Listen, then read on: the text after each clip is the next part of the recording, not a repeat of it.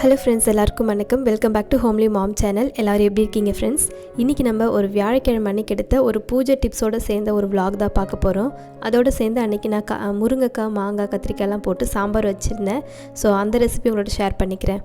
உங்களுக்கு கண்டிப்பாக இந்த vlog பிடிக்கும். ஸோ வீடியோ ஃபுல்லாக ஸ்கிப் பண்ணாமல் கடைசி வரைக்கும் பாருங்கள்.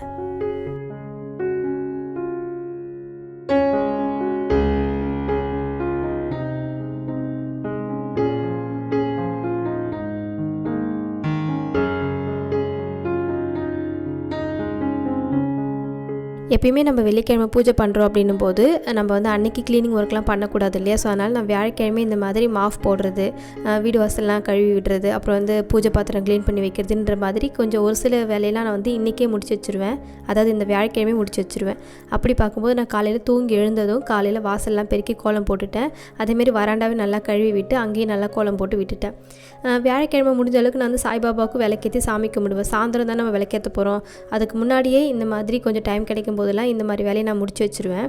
இப்போதைக்கு நான் வந்து வெளியிலாம் நமக்கு வெளி பார்ட் வந்து வேலை முடிஞ்சு போச்சு. இப்போ உள்ளே வந்து நம்ம மாஃப் போடணும். அதுக்கப்புறம் டைம் கிடைக்கும் போது பூஜை பாத்திரம் க்ளீன் பண்ணணும்.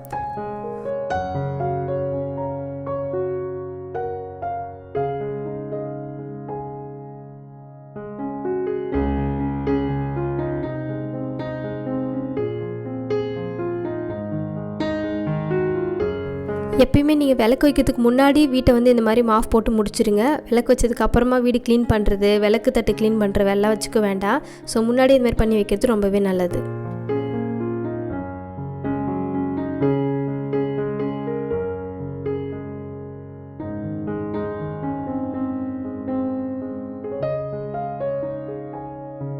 இப்போ வீட்டுக்கு மாஃப் போட்டு முடிச்சாச்சு. நல்லா ஃபேனெல்லாம் போட்டு விட்டுட்டேன். நல்லா அந்த காற்றுலேயே அது உலர்ந்துடும் நம்ம தரேன். ஸோ அதுக்கப்புறமா வந்து பார்த்திங்கன்னா நான் வந்து தலை தோட்டின துண்டு இருக்குது, அதெல்லாம் வந்து காய வைக்கணும்.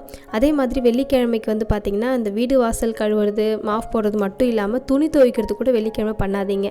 ஸோ எந்த க்ளீனிங் ஒர்க்குமே வந்து வெள்ளிக்கிழமை பண்ணக்கூடாது இல்லையா? அதனால் துணியும் துவைக்காதீங்க. அதுக்கு முன்னாடி நாளே முடிஞ்ச அளவுக்கு துவைச்சி வச்சுருங்க நீங்கள்.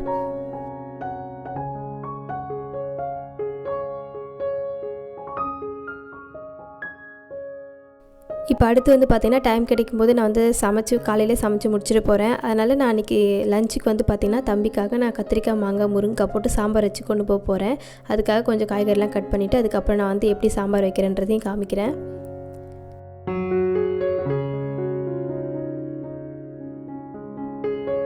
அப்புறம் ரீசெண்டாக கூட நிறைய சிஸ்டர் வந்து பார்த்திங்கன்னா சாய்பாபா எப்படி நீங்கள் வந்து வழிபடுறீங்கன்னு சொல்லுங்கன்னு கேட்டுகிட்டே இருந்தீங்க. இப்போ ரீசெண்ட் மட்டும் இல்லை, இதுக்கு முன்னாடி கூட நிறைய பேர் கேட்டிருக்காங்க. பட் நான் அதுக்கு அந்த அளவுக்கு ரெஸ்பான்ஸ் பண்ணலை. ஏன்னா ஒரு சில பேர் வந்து பார்த்திங்கன்னா சாய்பாபா கும்பிடுவீங்க, ஒரு சில பேர் கும்பிட மாட்டீங்க. அதனால் அது போடலாமா வேணாமான்னு எனக்கு தெரியல. மேபி உங்களுக்கு வேணும்னா சொல்லுங்கள். நீங்கள் நிறைய பேர் கேட்குறீங்கன்றதை பொறுத்து நான் கண்டிப்பாக வந்து அந்த வியாழக்கிழமை அன்னைக்கு சாய்பாபா எப்படி நான் கும்பிடுவேன்றதை உங்களோட ஷேர் பண்ணிக்கிறேன்.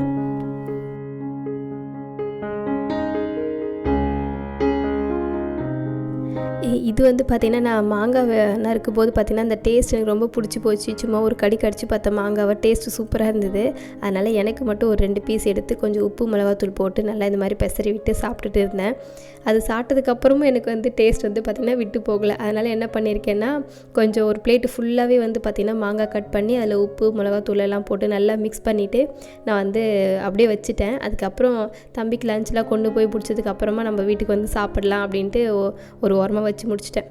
நல்லா உப்பு காரம் நல்லா வழித்து சாப்பிட்டுட்டேன். அந்தளவுக்கு எனக்கு மாங்காயில் இந்த மாதிரி உப்பு காரம் போட்டு சாப்பிட்டா ரொம்ப பிடிக்கும்.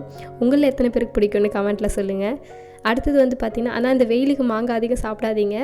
இந்த மாதிரி பழமாக கூட எடுத்துக்கோங்க. அது எனக்கு அந்த டைமில் டேஸ்ட்டு பிடிச்சி போச்சுன்றதால சாப்பிட்டுட்டேன்.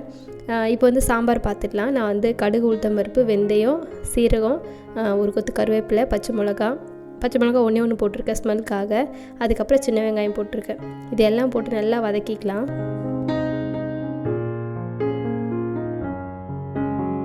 இப்போ இந்த அளவுக்கு வெங்காயம் வதங்கினதுக்கப்புறமா அதில் நான் வந்து நறுக்கி வச்சுருக்க கொத்தமல்லியை வந்து போட்டுக்கிறேன். அதே மாதிரி பொடியை நறுக்குன தக்காளி சேர்த்துட்டு நல்லா இந்த மாதிரி மிக்ஸ் பண்ணி விட்டுடுங்க.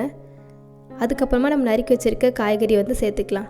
இதில் நீங்கள் உங்களுக்கு உருளைக்கிழங்கு, கேரட், பீன்ஸ் எல்லாம் சேர்க்கணுன்னா கூட சேர்த்துக்கோங்க. பட் நான் என்கிட்ட வந்து அன்றைக்கி இது மட்டும் தான் இருந்துச்சு, அதனால் இதை போட்டு நான் வந்து சாம்பார் வச்சுட்டேன்.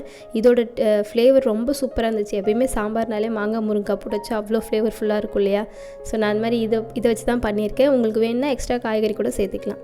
காய்கறி சேர்த்த பிறகு பார்த்திங்கன்னா இதுக்கு தேவையான அளவுக்கு உப்பு, மஞ்சத்தூள், அதுக்கப்புறமா குழம்பு மிளகாத்தூள் வந்து ஒரு 2 ஸ்பூன் அளவுக்கு சேர்த்துருக்கேன்.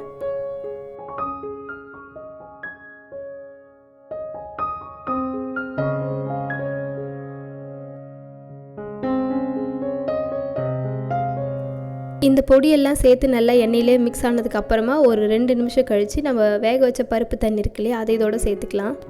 சேர்த்துட்டு நல்லா மிக்ஸ் பண்ணி விட்டுடுங்க. இது நல்லா கொதிக்கணும். அதுக்கப்புறமா நம்ம புளி தண்ணி சேர்த்துக்கலாம்.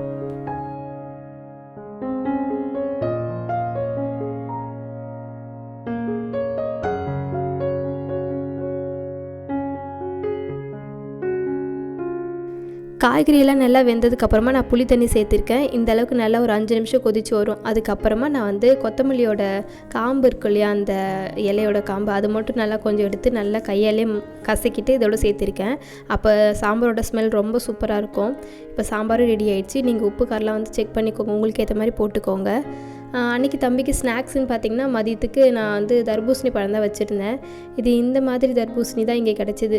இப்போல்லாம் தர்பூசணி இங்கே கிடைக்க மாட்டேங்குது. அந்த அளவுக்கு வெயில் அதிகமாக இருக்குது. ஆனால் ஏன் தான் தர்பூசணி வரமாட்டேங்குதுனே தெரியல. முதல்ல கூட அதிகமாக கிடச்சிது. இப்போ வந்து சுத்தமாக வந்து தர்பூசணியே இல்லைன்னு தான் சொல்கிறாங்க கடையில். சரி பரவாயில்லன்னு நான் இந்த மாதிரி தர்பூசணி வாங்கிட்டு வந்தேன். நல்லா தான் இருந்துச்சு. இதுவும் டேஸ்ட் நல்லா தான் இருக்குது. பட் இது சாப்பிட்லாமான்னு எனக்கு அந்தளவுக்கு தெரியல. இருந்தாலும் சரி தம்பிக்கு ஏதாவது கொஞ்சம் வெயிலுக்கு ஏற்ற மாதிரி கொடுக்கலாமேன்ட்டு நான் இந்த பழம் வாங்கிட்டு வந்துட்டேன்.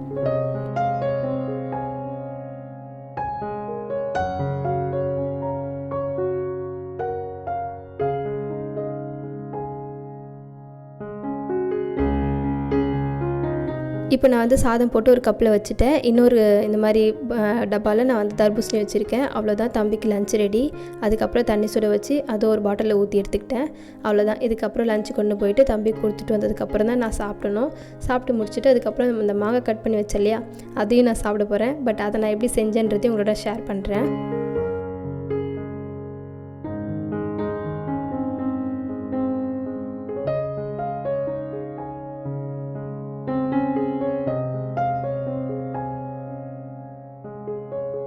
இப்போ இந்த நான் வந்து குழம்புக்கு பாதி மாங்காய் தான் போட்டிருந்தேன். மீதி இருக்கிற மாங்காயில் இந்த மாதிரி க்யூபாக கட் பண்ணியிருக்கேன். அதில் நான் தேவையான அளவுக்கு உப்பும் கொஞ்சம் மிளகா பொடியும் சேர்த்துட்டு நல்லா மிக்ஸ் பண்ணி விட்டுட்டா நான் லஞ்சு கொடுத்துட்டு வந்ததுக்கப்புறம் நல்லா இது ஊறி இருக்கும். ஸோ டேஸ்ட்டும் நல்லா சூப்பராக இருந்துச்சு. அதுக்கப்புறம் லஞ்சு சாப்பிட்டுட்டு நான் இது தான் சாப்பிட்டுட்டு இருந்தேன்.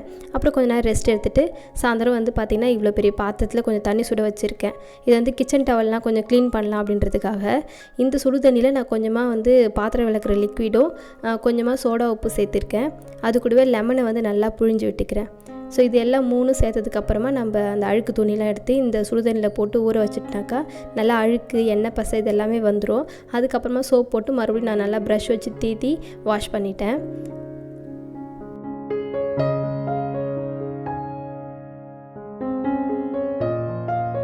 இந்த மாதிரி நீங்கள் வந்து வாரத்தில் ஒரு நாள் நீங்கள் இந்த மாதிரி கிச்சன் டவல்லாம் வந்து க்ளீன் பண்ணலாம். இந்த துணிலாம் பார்த்திங்கன்னா அஷத் வந்து வீட்டில் வந்து மஞ்சள்லாம் கொட்டி அரிசி மாவுலாம் கொட்டி ஒரு மாதிரி பண்ணி வச்சுருந்தான்.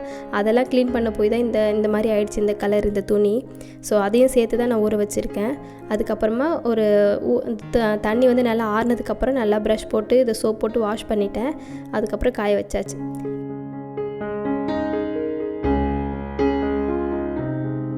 இப்போ அடுத்து அன்றைக்கி சாயந்தரம் வந்து பார்த்திங்கன்னா விளக்கேற்றணும் இல்லையா, அது எப்படி பார்த்திங்கன்னா நான் வந்து சாமிக்கு மஞ்சள் குங்குமம்லாம் வந்து அன்றைக்கே வச்சுருவேன். அதுக்கப்புறம் ஃப்ரெஷ்ஷான பூ, அப்புறம் கொஞ்சம் வேப்பிலலாம் வச்சு நெய்வேத்தியமாக வந்து பார்த்திங்கன்னா டைமண்ட் கற்கண்டு இருக்கு இல்லையா, அது வச்சு நான் வந்து நெய்வேத்தியம் பண்ணி முடிச்சிட்டேன்.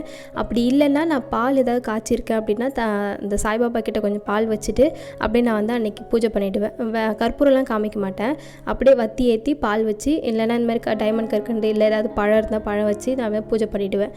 அதுக்கப்புறம் ஃப்ரைடே மார்னிங் எழுந்து வச்ச பூவை எடுத்துகிட்டு இந்த வேப்பிலையும் எடுத்துகிட்டு அதுக்கப்புறமா நான் வந்து ஃப்ரெஷ்ஷான வேப்பிலை, ஃப்ரெஷ்ஷான பூ, அதுக்கப்புறம் சாப்பாடு ஏதாவது செஞ்சதுனாக்கா சாப்பாடு வச்சு படைப்பேன். ஸோ இது மாதிரி தான் அன்றைக்கி வெள்ளிக்கிழமை நான் எப்பயுமே செய்வேன்.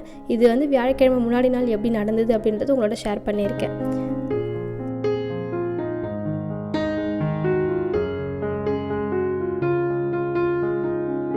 அடுத்து இப்போ நீங்கள் பார்க்குற கிளிப் வந்து பார்த்திங்கன்னா சாட்டர்டே நைட் எடுத்த கிளிப் இது. நானும் அஸ்வத்தாப்பாவும் பார்த்திங்கன்னா அஸ்வத்தாப்பா வேலையிலேருந்து வீட்டுக்கு வந்திருந்தாங்க. ஸோ அன்றைக்கி சனிக்கிழமை பார்த்திங்கன்னா நானும் அஸ்வத்தாப்பாவும் ஒரு வேலையாக பாண்டிக்கு போயிருந்தோம். பாண்டிக்கு அந்த வேலையை முடிச்சுட்டு வரும்போது பார்த்திங்கன்னா வீட்டுக்கு வால் கிளாக் வாங்கிட்டு வந்தேன். ஒரு 2 கிளாக் வாங்கிட்டு வந்தேன். உங்களுக்கு நான் காமிக்கிறேன் எப்படி இருக்குன்னு. அதை நீங்கள் பார்த்துட்டு நல்லா இருக்கா நல்லா இல்லையான்னு கமெண்ட்டில் சொல்லுங்கள். உங்களுக்கு எது பிடிச்சிருக்குன்னு கமெண்ட்டில் சொல்லுங்கள், நானும் சொல்கிறேன். ஸோ அன்றைக்கி நைட் வந்து பார்த்திங்கன்னா தக்காளி சட்னியும் மல்லாட்டப்பருப்பு போட்டு தக்காளி சட்னி பண்ணியிருந்தேன். இட்லி பண்ணிட்டேன். அதே மாதிரி இதுக்கு முன்னாடி விலாகில் தம்பிக்காக நான் ஒரு பொட்டுக்கடலை சட்னி வந்து ரொம்ப குயிக்காக ஒன்று பண்ணியிருந்தேன். அது டீட்டெயிலாக கொஞ்சம் கிளியராக சொல்லுங்கள் மறுபடியும் சொல்லி கேட்டிருந்தாங்க. ஸோ அவங்களுக்காக நான் மறுபடியும் உங்களுக்கு சொல்கிறேன் என்ன பண்ணேன் அப்படின்ட்டு. இப்போ நான் வந்து ஒரு மிக்ஸி ஜாரில் 2 முந்திரி சேர்த்துருக்கேன். அதில் 1 பச்சை மிளகா, 2 வரமிளகா, 2 பல் பூண்டு, அதுக்கப்புறமா உங்களுக்கு தேவையான அளவுக்கு நீங்கள் பொட்டுக்கடலை சேர்த்துக்கோங்க. நான் வந்து ஒரு 1.5 கை அளவுக்கு சேர்த்துருக்கேன். சேர்த்துட்டு இதில் தேவையான அளவுக்கு உப்பு சேர்த்து கொஞ்சமாக தண்ணி விட்டு நல்லா மைய அரைச்சிக்கோங்க. அவ்வளோதான். நான் இந்த அளவுக்கு தான் நான் வந்து பொருள் சேர்த்து அரைச்சி வச்சுருந்தேன். அது தாளிப்புக்குன்னு பார்த்தீங்கன்னா எண்ணெய், கடுகு, உளுத்தம்பருப்பு, சீரகம், அப்புறம் கருவேப்பிலை, அவ்வளோதான். வேறு எதுவுமே இதில் சேர்க்கல. சேர்த்துட்டு நல்லா இந்த மாதிரி மிக்ஸ் பண்ணி கொடுத்துட்டு நான் அன்றைக்கி தம்பிக்கு சாப்பாடு கொடுத்துட்டேன்.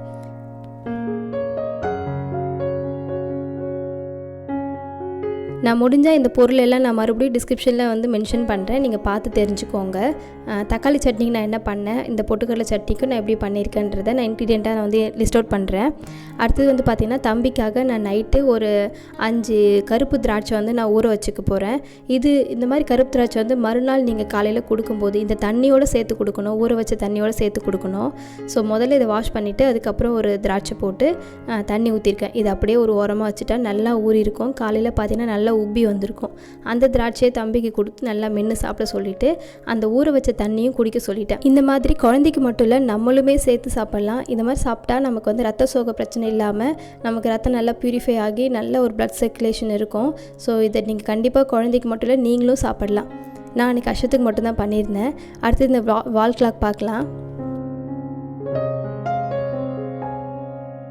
அதை காமிச்சதுலேருந்தே தம்பிக்கு வந்து பார்த்திங்கன்னா நான் தான் பிரிப்பேன்னு உக்காந்துட்டான். அதனால் சரி அவனுக்கு ஒரு பாக்ஸு எனக்கு ஒரு பாக்ஸுன்னு கொடுத்து நான் பிரிக்க சொல்லியிருந்தேன். தம்பி வச்சுருக்கான்னு பார்த்தீங்களா, அது வந்து பார்த்திங்கன்னா 200 ருபீஸ் சொன்னாங்க. இப்போ நான் எடுக்கிறது வந்து பார்த்திங்கன்னா 500 சொன்னாங்க. ஸோ மொத்தமாக வந்து 700 ரூபாய் ஆச்சு.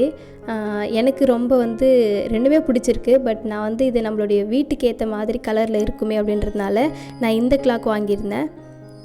இந்த ப்ரௌன் கிளாக் வந்து பிங்க்குக்கு இந்த ப்ரௌன் வச்சா சூப்பராக இருக்கும் அந்த மாதிரி டிசைட் பண்ணி தான் நான் அந்த கிளாக் வாங்கினேன். உங்களுக்கு எந்த கிளாக் பிடிச்சிருக்குன்னு சொல்லுங்கள். அந்த சின்ன கிளாக் வந்து பார்த்திங்கன்னா நான் கிச்சனில் வைக்க போகிறேன். ஆல்ரெடி நான் வந்து இந்த மாதிரி வால் கிளாக் வச்சுருந்தேன், மைல் டிசைன் போட்ட மாதிரி. ஆனால் அது வந்து பார்த்திங்கன்னா ஓடவே இல்லையா. ஸோ ஒரு மாதிரி பேட்ரி மாற்றியும் பார்த்தோம், ஆனால் ஓடவே இல்லை.